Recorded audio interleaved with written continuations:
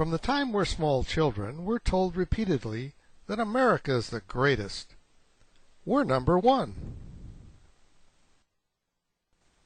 Our top corporate executives earn more than any others in the world, over 450 times the earnings of the average worker. 40 years ago, their earnings were just 40 times greater.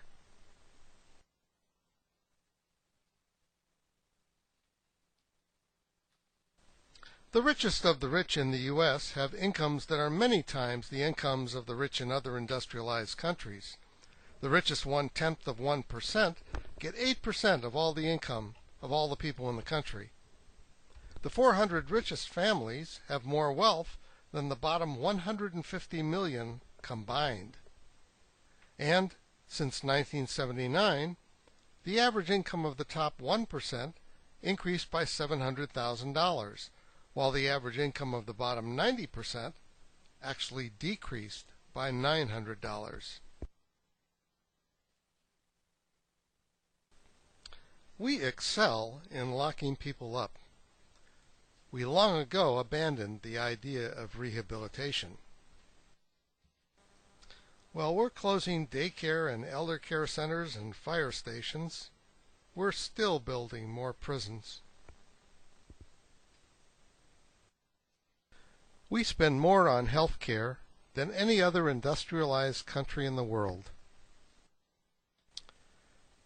The U.S. pays to maintain an arsenal of 5,000 nuclear weapons we say we don't intend to use, while 50 million Americans have no health care coverage at all, and for most people who have it, losing their job means losing their health benefits. We're out front again when it comes to infant deaths. We give tax breaks to millionaires and preach about the sanctity of human life, while babies are dying for lack of appropriate prenatal and post-delivery care.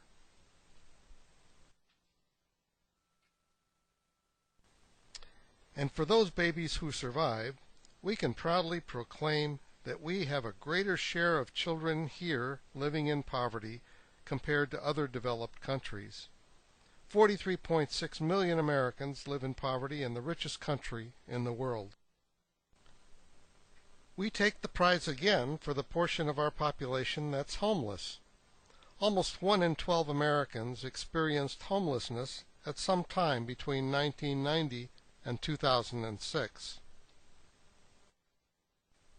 The richest 1% now holds 35% of all the wealth and gets 21% of all the income in the U.S. The U.S. has the 5th most unequal distribution of wealth in the entire world.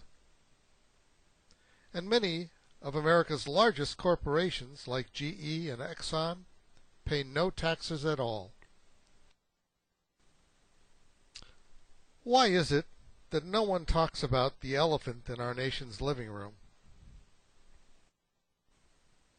The elephant in our living room is war and military spending.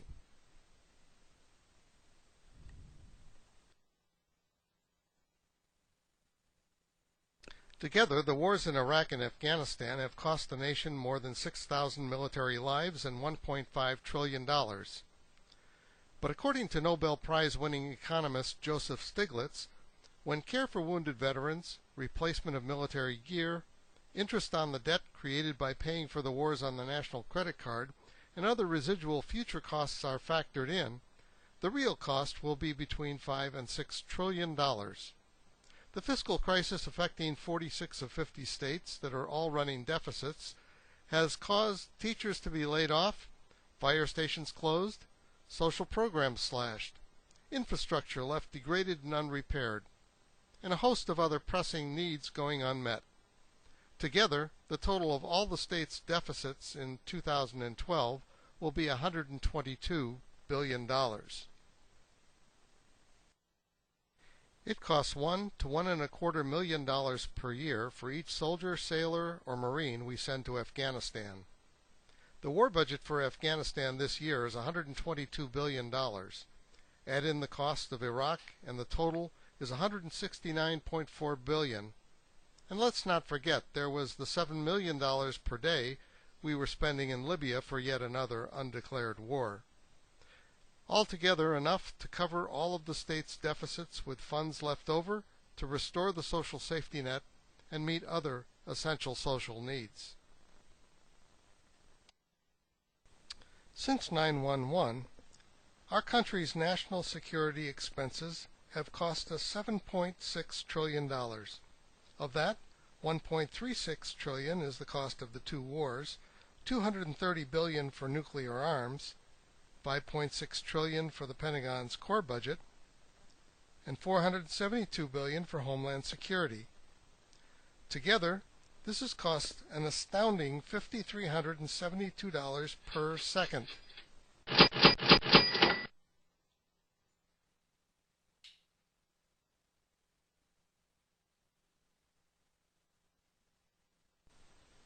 For what Californians have paid for the Afghan war over those 10 years, we could have paid for 3.5 years of salary and benefits for every elementary school teacher in the state. What we paid for the Iraq War would cover the cost of public disaster funds dispersed by FEMA for 12 years. And the Afghan War would be worth 7 years of Pell Grant funding. The federal budget is divided between mandatory and discretionary spending. Mandatory expenditures are dictated by law and cover such things as Social Security, Medicare, and interest on the federal debt. Unlike discretionary spending, Congress does not vote annually on these appropriations. This year, we'll spend 58 cents of every discretionary tax dollar on the military, more than for all the rest of the government combined. But in 2012, that'll increase to 59 cents of every dollar.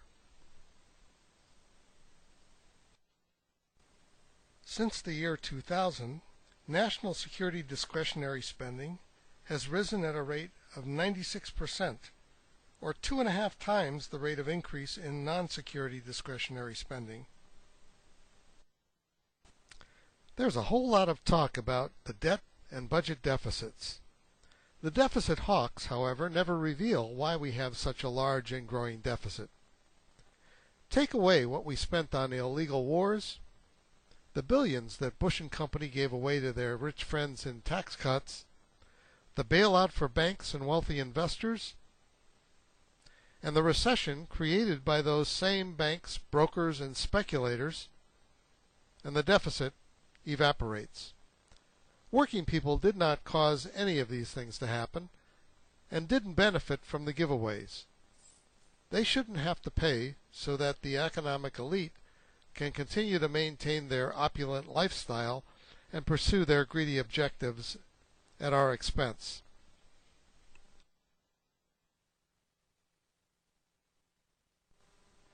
Here's another way to look at this issue. 37% of the deficits between 2002 and 2011 is attributable to military spending, principally the wars. 46% is a result of the Bush-era tax cuts for the wealthy. Together, these two sources account for 83% of the deficit. A substantial part of the base military budget, which doesn't include the wars, is the cost of the 1,000 or more military bases the U.S. maintains around the world.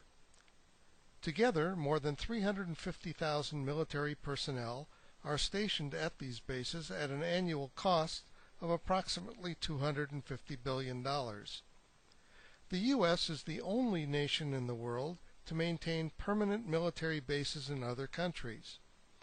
We still station troops in Germany, Japan, France, and England 66 years after the end of the Second World War. Among the installations considered critical to our national security are a ski center in the Bavarian Alps, resorts in Seoul and Tokyo, and 234 golf courses the Pentagon runs worldwide. When you look at global military spending, the U.S. spends 43%, or nearly as much as all of the rest of the world combined. More than our Cold War adversaries, China and Russia, more than all our NATO allies. By comparison, the total military spending of all of the so-called axis of evil countries President Bush used to rail against comes to just 1% of the global total. We could cut military spending in half and still have the largest military budget in the world.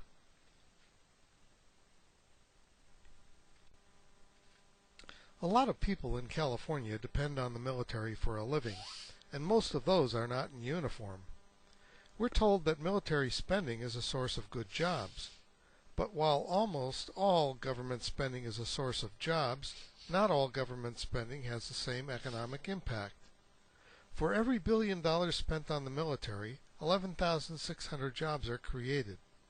But the same $1 billion spent on tax cuts that fuel consumer spending creates 14,800 jobs, and on clean energy programs, 17,100 jobs. On health care, 19,600 jobs. On education, 29,100 jobs, or 2.5 times as many jobs as military spending creates. This cartoon pretty accurately describes our present crisis.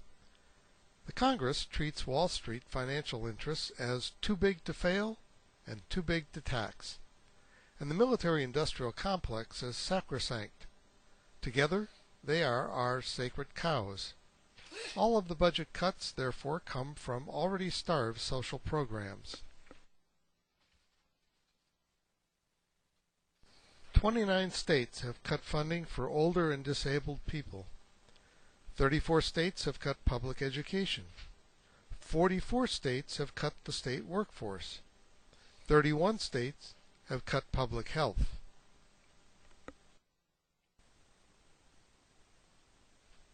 It's pretty clear. Our country is suffering from an out-of-control military-industrial complex.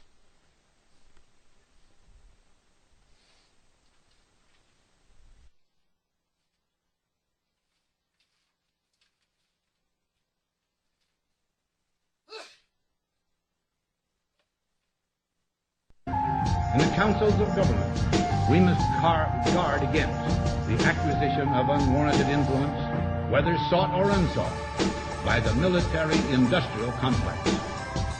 The potential for the disastrous rise of misplaced power exists and will persist. We must never let the weight of this combination endanger our liberties or democratic processes.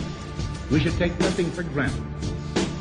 Only an alert and knowledgeable citizen can compel the proper meshing of the huge industrial and military machinery of defense with our peaceful methods and goals, so that security and liberty may prosper together. The deficit hawks talk a lot about the runaway cost of entitlements. By this, they usually mean Social Security, Medicare, Medicaid, and other social safety net programs. The first thing to note is that we pay for the Social Security and Medicare through payroll taxes. If by entitlement they mean we're entitled to get what we pay for, what's wrong with that? But they also never talk about corporate subsidies, tax breaks, and tax loopholes to which the rich believe they are entitled. And unlike us, they don't pay for those. We do. The question we must answer is whether our economic and political system should continue to be run for the benefit of the 1% or for the benefit of the rest of us, the 99%. Our economy is dominated by, and our political system has been hijacked by corporations and rich investors. What happened to government of, by, and for the people? It's a choice we can make. We can have guns, endless wars, tax breaks for the rich, tax havens for the corporations, tax loopholes for the speculators, war profiteering and bloated, wasteful military spending greater than the next 14 countries combined, weapons and bases designed for a global conflict against enemies that no longer exist, corporate outsourcing, downsizing, subcontracting, offshoring, wage and benefit cutting, cost shifting and privatizing. union busting, contract breaking, striker replacement, and other profit-driven corporate abuses, dependence on climate-changing, polluting, energy-consuming, oil and other carbon fuel technologies. Or we can make a different choice. We can have butter, end the wars and bring all our troops home now. Tax the rich, the banks, corporations and speculators. Put the Pentagon on a diet. Move the money from the military to Main Street. Invest in our communities to create jobs. Provide health care and education. Repair the social safety net. Restore public services and rehire laid-off public workers. Plug city and state deficits. Rebuild our infrastructure. Develop alternative energy technologies. Protect the environment. Address climate change. And meet our other urgent social needs. It's pretty clear we can't have both.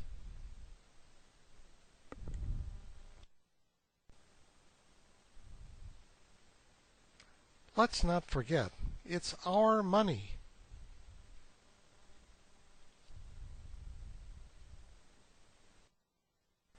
We can make these changes without cutting social services, slashing the social safety net, and imposing austerity as some propose. We do it by ending the Bush-era tax cuts for the rich while protecting middle-class tax credits. Create new high-end tax brackets for millionaires and billionaires. Eliminate corporate welfare. Close the loopholes. Shut down the tax havens. And end the other corporate tax avoidance schemes.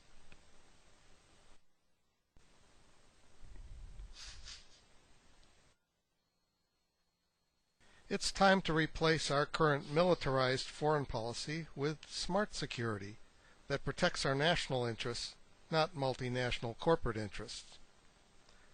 We've got to end the wars and get rid of Cold War overseas bases and destabilizing weapon systems.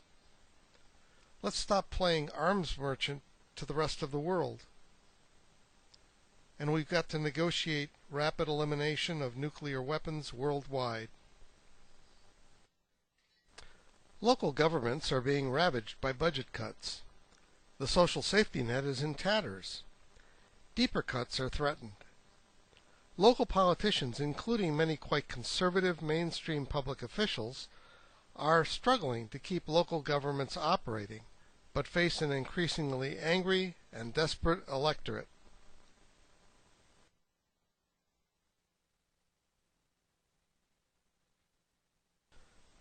Local governments are not just consumers of federal programs and funding. Local politicians are an important constituency of members of Congress, who rely on them to mobilize voters and raise funds. Their voices could make a difference. The Campaign for New Priorities is designed to get local politicians to advocate with Congress for the interests of their constituents. Let's close with a couple of reflections on this challenge. The first is from General Eisenhower. Just before leaving office, he offered this sadly still timely warning.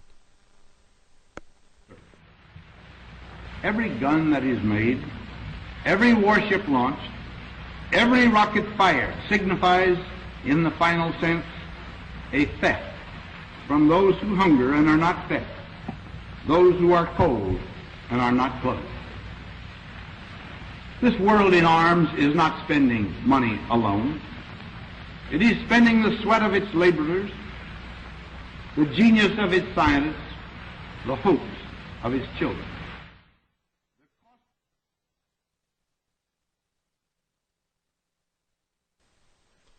The second is from a peacemaker and moral leader, Reverend Dr. Martin Luther King, Jr. A nation that continues year after year to spend more money on military defense than on programs of social uplift is approaching spiritual death. Somehow this madness must cease. We must stop now. I speak as one who loves America, to the leaders of our own nation, the great initiative in this war is ours. The initiative to stop it must be ours. We invite you to visit the New Priorities Campaign website at newprioritiescampaign.org. There you can sign the Declaration of Principles online or download a copy to circulate for others to sign. You'll also find a list of all the organizations in the Bay Area that have endorsed and are working on this campaign. The New Priorities Network, the national organization, also has an excellent website at newprioritiesnetwork.org. That site includes an extensive resource area where you can find fact sheets, talking points, videos, slideshows, articles, and other resources that will be useful in building this movement. There is also a list there of all the organizations around the country that are involved in the network. Finally, you can write to the Bay Area Campaign at newprioritiescampaign@gmail.com. Join us. I am convinced that if we are to get on the right side of the world revolution, we as a nation must undergo a radical revolution of values. We must rapidly begin the shift from a thing-oriented society to a person-oriented society, when machines and computers, profit motives and property rights are considered more important than people. The giant triplets of racism, extreme materialism, and militarism are incapable of being conquered. A true revolution of values will soon cause us to question the fairness and justice of many of our past and present policies. On the one hand, we are called to play the Good Samaritan on life's roadside, but that will be only an initial act. One day we must come to see that the whole Jericho road must be transformed so that men and women will not be constantly beaten and robbed as they make their journey on life's highway. True compassion is more than flinging a coin to a beggar. It comes to see that an edifice which produces beggars needs restructuring.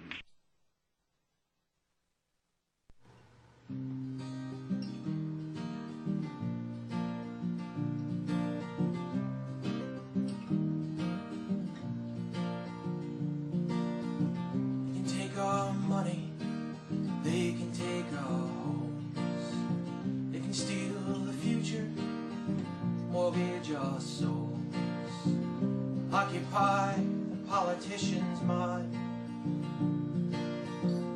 buy the truth and sell us lies. But there's a rising on Wall Street. I am you and you are me. We are the 99%ers. Right side of love and history. It's hard to say where it went wrong. Decades before me and this song.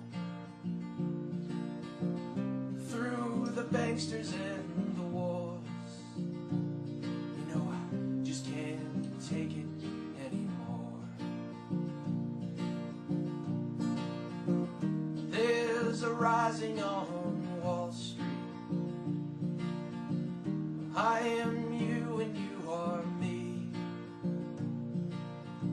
We are the 99%ers.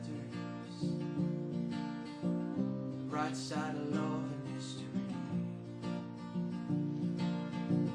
There's a rising on Wall Street. I am you and you are me. We are the 99%ers. Right side of love and history. Right side of